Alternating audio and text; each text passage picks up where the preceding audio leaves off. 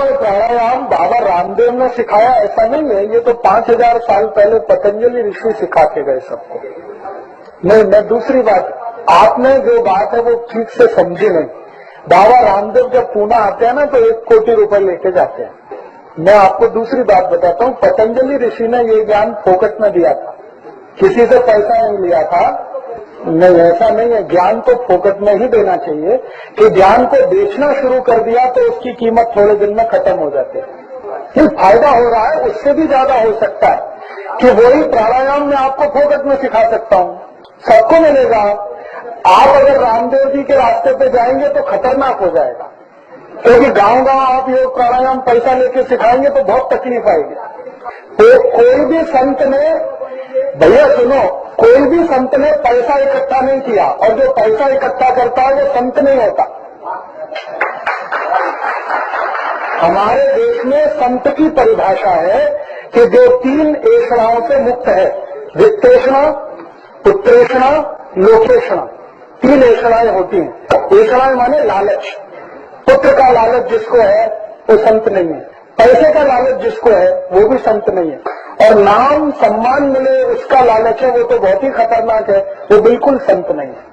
तो आज के जो संत हैं वो कोई भी हो, बाबा रामदेव मेरे दोस्त हैं, फिर भी मैं उनको ये कहता हूँ कि आप संत तो बिल्कुल नहीं है, आप योग प्राणायाम का व्यापार करने वाले व्यापारी हैं। जिस दिन आप निःशुल्क शिविर लेंगे उस दिन हम कहेंगे कि आप संत हैं, क्योंकि आपने जिस गुरु से सीखा उसने कोई शुल्क नहीं लिया, तो आप कैसे शुल्क ले रहे हैं किसी ज्ञान के लिए? ये तो ज्ञान को बेचना हुआ, और ये तो अंग्रेजों से भी ज्यादा खतरनाक है। भारत में कोई भी संत को पैसा लेना ये बहुत बड़ा पाप है। संत के लिए तो है कि पैसे को छूना भी नहीं, क्योंकि उससे ऐसा पैदा होती है, लालच। और उनका लालच पता है कितना बड़ा है? 100 कोटि इकट्ठा किया, अभी पेट नहीं भरा, अब कहते 1000 कोटि इकट्ठा करूंगा। पहले जब वो निकले थे योग प्राणायाम सिखाने तो कहते थे 100 कोटि आएगा तो बस, अब 100 कोटि से बहुत जास्ती आ गया, 600 कोटि आ गया, अब कहते 1000 कोटि आएगा तो बस। तो टाटा बिरला और रामदेव में अब क्या अंतर है? जबकि पतंजलि ऋषि ने योग प्राणायाम को बताया कि ये जीवन की सबसे आवश्यक ज्ञान है, इसलिए निःशुल्क मिलना चाहिए सबको, और उन्होंने उसका बिक्री शुरू कर दिया। अब पुणे में कोई गरीब आदमी कैसे सीखेगा योग प्राणायाम? वो तो 2500 रुपए की टिकट नहीं ले सकता, 5000 रुपए की। लेकिन बीमारी तो उसको भी है, बीमारी कोटिपति को भी है, गरीब को भी है, तो गरीब तो बीमारी से बाहर निकलेगा ही नहीं कभी। तो संत की परिभाषा जो है, जो 3 ऐषणाओं से मुक्त है, लोकेषणा, वित्तेषणा, पुत्रेषणा, पैसे का लालच नहीं, घर परिवार का लालच नहीं, और मान सम्मान का लालच नहीं, वो संत होता है। अब ढूंढो कौन है संत ऐसा? बाबा साकारकर है क्या? मैं एक बार गया, मैंने कहा हमारे यहाँ भजन कीर्तन करने का, वो 50,000 रुपए पहले लाओ, फिर डेट मिलेगी। मैंने कहा अरे आपको तो संत कहते हैं, तो उनका जो कहते हैं सो कहते हैं, 50,000 पहले लाओ, उसके बाद डेट मिलेगी, वो 3 महीने बाद, 6 महीने बाद। तो मैंने तो उसी दिन से छोड़ दिया कि ये तो कोई संत नहीं है, ये सब धंधा करने के लिए निकले हैं। किसी को 50,000 लेना, किसी को 25,000, किसी को 10,000, किसी को 5,000। कोई अपनी सदिच्छा से दे वो बात अलग है, भावना से दे। आपने रेट फिक्स कर दिया, 50,000 चाहिए, 25,000 चाहिए, 15,000 चाहिए। ये तो आसाराम बापू का 5 लाख रुपए, उनका रेट 5 लाख रुपए। आप बुलाओ उनको, 5 लाख से कम तो नहीं आते। और उसके बाद एसी गाड़ी चाहिए, नया घर चाहिए, एयर जो हवाई जहाज का टिकट चाहिए, वो सब अलग चाहिए। फिर उनके जो चेले चंगाटे आएंगे उनके लिए अलग से चाहिए। तो इसलिए मैंने कहा कि ये देश की सेवा नहीं, अपनी सेवा करा रहे, पैसा इकट्ठा कर करके लेके जा रहे हैं। कोई हरिद्वार लेके जा रहा है, कोई अहमदाबाद लेके जा रहा है, परदेशी कंपनी लूट के परदेश लेके जा रही है, ये हमारे गांव से लूट के अपने गांव लेके जा रहे हैं। और वो कहते हैं हरिद्वार में आश्रम बना रहे हैं, तो आश्रम 1000 कोटि में बनता है क्या? और जहां आश्रम बनाना है वो उसका भी नियम है, भारत के शास्त्रों में सब नियम है। जैसे आपने पुणे से पैसा इकट्ठा किया तो आश्रम पुणे में ही बनना चाहिए, हरिद्वार में क्यों बनना चाहिए? क्योंकि जिन्होंने पैसा दिया उनको क्या लाभ मिलेगा आपके आश्रम का? और पुणे वाले कोटि रुपए 2 बार दे चुके हैं रामदेव जी को, और उनको बीमारी आएगी तो हरिद्वार जाएं, फिर वहां से ठीक करा के लाएं अपने को। ये तो बहुत खतरनाक धंधा है भाई, इसमें संतपना कुछ नहीं है, ये शुद्ध व्यवसाय है। किसी ने योग प्राणायाम का चालू कर दिया, किसी ने भगवान राम का व्यवसाय शुरू कर दिया। राम कथा कह रहे हैं 5 लाख रुपए की, कृष्ण कथा कह रहे हैं 5 लाख रुपए की, ज्ञानेश्वरी की कथा कह रहे हैं 5 लाख रुपए की। ये सब धंधेबाज लोग हैं, इनमें कौन संत है बताओ ना आप। हाँ वो ठीक है, तो वही मैं कहना चाहता था आपसे, आपको मैं समझाना चाहता हूं कि संत की परिभाषा जो है, जो पैसे से कुछ मोह नहीं रखता हो, जिसको मान सम्मान की प्रतिष्ठा की चिंता ना हो, और जिसको कभी परिवार की ऐसा ना हो, बीवी होनी चाहिए, बच्चे होने चाहिए, वो संत है। 3 लालच से मुक्त है, वो संत है, भले वो पढ़ा लिखा है नहीं पढ़ा लिखा है। तो इस परिभाषा पे आप कस कर देखो कौन संत है कौन नहीं है। जिसका टीवी में जाहिरात जाती है वो संत हो गया, ऐसा कुछ नहीं है। हो सकता है कोई गांव का साधारण व्यक्ति बड़ा संत हो, रामदेव जी से ऊंचा संत हो, सामान्य व्यक्ति।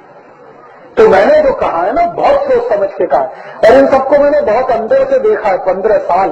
तब मैंने तय किया कि मैं भगवान नहीं धारण करूंगा।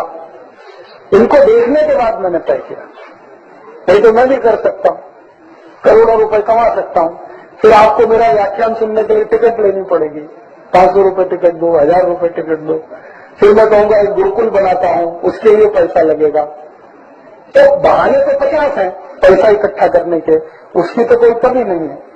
लेकिन वास्तविकता जो संत की है, मैंने भारत में घूम के देखा है, थोड़े बहुत संत हैं, मुश्किल से 4-5 पूरे भारत, मुश्किल से। नाम बताऊं, एक तो बहुत अच्छे व्यक्ति अभी स्वर्गवासी हुए, उनका नाम था राम सुखदास। राम सुखदास जी महाराज ऋषिकेश में थे, वो सच में संत थे। पैसे से कुछ लेना देना नहीं, मान सम्मान का कोई प्रश्न ही नहीं, और कोई पुत्रेष्णा नहीं। वो तो एक थे। एक अभी दक्षिण में है, जीवित है।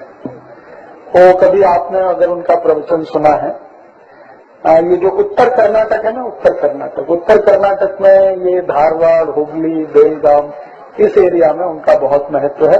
श्री सिद्धेश्वर स्वामी, उनको पैसे से कुछ लेना देना नहीं, और इतने निरपेक्ष आदमी है कि उनका जो वस्त्र है ना, उसमें जेब भी नहीं। वो कहते हैं जेब लगाना तो देखना आएगी, जेब भी नहीं लगाना, ना ऊपर ना नीचे, कहीं नहीं। हाँ, जेब ही नहीं है, कुर्ते में जेब नहीं, और पजामे में जेब हो सकती है तो पहनते नहीं, लुंगी पहनते। उनको कुछ पैसे से लेना देना नहीं, और सिर्फ पैसे से ही नहीं, मान सम्मान से भी लेना देना नहीं। कोई टीवी पे नहीं आते, कोई अखबार में इंटरव्यू नहीं करते, लेकिन जब उनके व्याख्यान होते हैं ना तो हजारों लोग आते हैं, और वो सवेरे 3 बजे व्याख्यान करें तो हजारों लोग 3 बजे आते हैं सुनने के लिए। और जब व्याख्यान करें तो इतना धीमे बोलते हैं कि अगर थोड़ा भी हल्ला गुल्ला हुआ तो आप सुन नहीं सकते, इसलिए पिन ड्रॉप साइलेंस रहता है। वो एक संत है। ये बड़े स्तर के, छोटे स्तर के और भी बहुत सारे संत हैं, गांव-गांव में हैं। करण सागर जी संत नहीं है, वो भी पैसा इकट्ठा कर रहे हैं, आपको मालूम। अभी बेलगाम में 1.5 कोटी रुपए इकट्ठा किया उन्होंने, और वो वैसे रामदेव जी जैसा उनका बहाना है, मुझे आश्रम बनाना है, मुझे ये बनाना है, तो 1.5 कोटी रुपए बेलगाम से लिया। अभी महामस्तकाभिषेक में वहां 5 कोटी का टारगेट फिक्स किया है, वो ले रहे हैं। तो इसलिए आप कभी भी किसी को अपने स्तर पे जब तय करो ना, संत है नहीं है, 3 बातें देख लो। पैसा मानता है क्या, दूसरा मान सम्मान का बहुत ज्यादा ध्यान रखता है क्या, और पुत्रेष्णा है क्या। तो 3 बातें अगर हैं तो कहना कि ये संत नहीं है, महात्मा हो सकता है, व्यापारी हो सकता है, साधु हो सकता है। संत तो बहुत ऊंची कक्षा के लोग होते हैं, और वो इन्हीं परिभाषाओं पे खड़े उतरते हैं। जो मैंने कभी नहीं सोचा था और कभी सपने में भी नहीं देखा था, वो मुझे आज आपके बीच कहना पड़ रहा है कि जो 2 हाथ मेरे लाखों करोड़ों हाथों के बराबर थे, वो हाथ आज की रात मेरा साथ छोड़ गए। भाई श्री राजीव जी, जो एक एक पल मेरे लिए जीते थे, देश के लिए जीते थे, जिनके तन में, मन में, हृदय में, प्राणों में स्वदेश का प्रेम इतना प्रखर था कि अपना पूरा बचपन, अपनी पूरी जवानी, अपना पूरा जीवन जिन्होंने राष्ट्र के लिए अर्पित कर दिया था। 2 दशक से जो पूरे देश भर में घूम घूम करके लोगों के भीतर स्वाभिमान जगा रहे थे, पहले आजादी बचाओ आंदोलन के नाम से उन्होंने एक आंदोलन शुरू किया और विगत लगभग 10 वर्षों से हृदय से, आत्मा से मेरे साथ जुड़े और वर्तमान में वो भारत स्वाभिमान के राष्ट्रीय प्रवक्ता और सचिव का दायित्व देख रहे थे। भारत स्वाभिमान की इस यात्रा के दौरान भिलाई में ही देश की भलाई के इस काम में, देश में जो चारों ओर रोग, भय, भूख, भ्रम भ्रांति, भ्रष्टाचार की लूट और भ्रष्ट सत्ताओं और व्यवस्थाओं से जिनका हृदय हमेशा उद्वेलित रहता था, आंदोलित रहता था, जैसे एक सैनिक रणभूमि में युद्ध करता हुआ अपने प्राणों की आहुति दे देता है, अपना बलिदान और शहादत दे देता है, ऐसे ही भाई राजीव जी इस राष्ट्र निर्माण के, चरित्र निर्माण के इस अभियान में, इस युद्ध क्षेत्र में, सकर्मक क्षेत्र में कार्य करते हुए अपने हृदय में भारत के स्वर्णिम अतीत को संजोए हुए और वर्तमान की पीड़ाओं के आक्रोश से आक्रोशित होकर के एक स्वर्णिम भारत का सपना अपने हृदय में संजो करके हर पल जीते थे। मैं कह रहा था, जो मैं नहीं कहना चाहता था वो आज मुझे कहना पड़ रहा है कि वो अपने जीवन का सर्वोच्च बलिदान, अपनी आहुति दे करके हमसे सदा सदा के लिए विदा हो गए।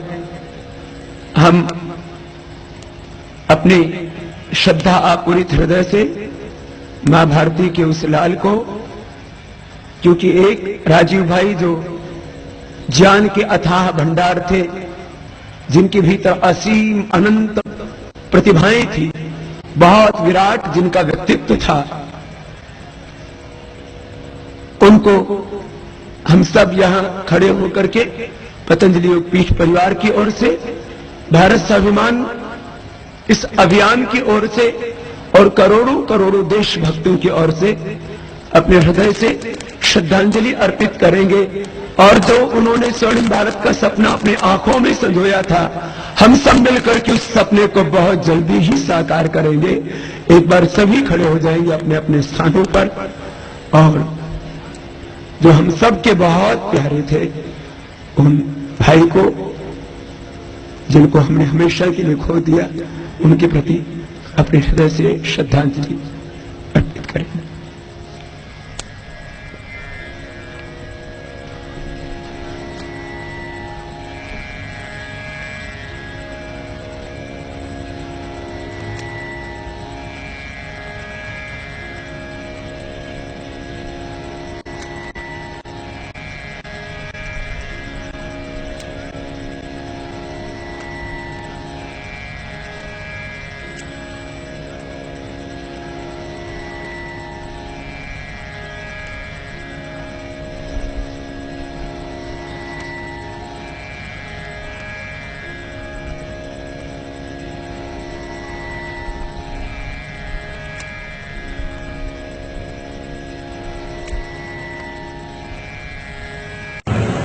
और ये बिग इशू को खोलने के लिए मेरी बहुत दिल की इच्छा है कि कोई ऐसा चैनल मुझे मिले जो फ्री हैंड दे, तो वो सब डॉक्यूमेंट्स में चैनल पे दिखाना चाहता हूँ।